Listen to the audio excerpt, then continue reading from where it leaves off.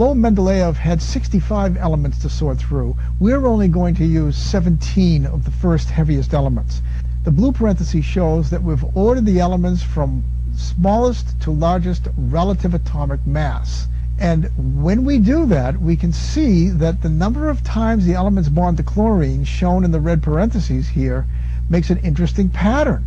As you go from lightest to heaviest, lithium only bonds one time to chlorine, but beryllium bonds twice, and then the next heaviest atom, boron, bonds 3 times, and then carbon makes carbon tetrachloride 4 times, nitrogen then goes back down to 3, oxygen goes down to 2, and then fluorine only bonds once to chlorine.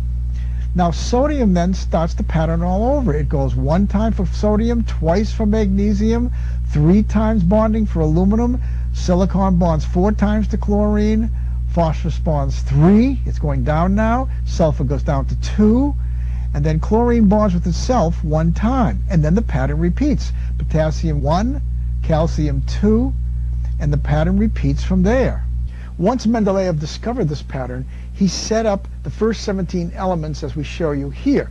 We've separated hydrogen for reasons we'll explain later, but if you look at the first column, after fluorine, number 19, the next heaviest element, sodium, number 23, was placed underneath lithium instead of next to fluorine, because by doing that, and also by placing potassium under sodium, everything in the first column has the similar characteristic that it bonds with chlorine only 1 time.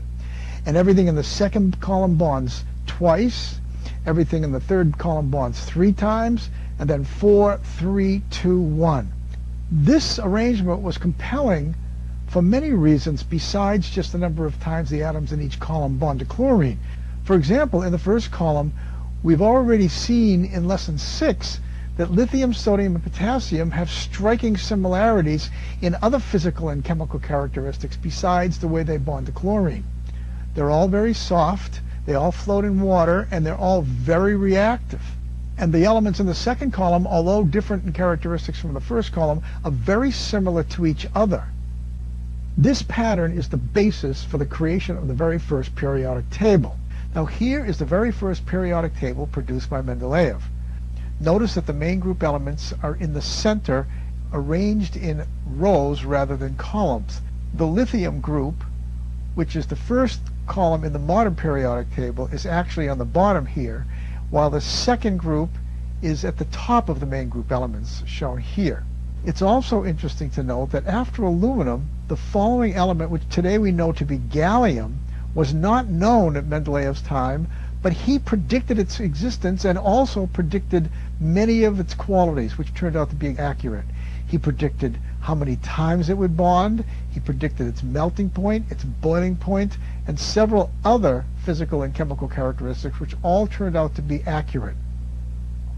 Now, armed with the new arrangement of atoms discovered by Mendeleev, physicists in the early 1900s discovered that the atom was not as indestructible as Dalton had suggested.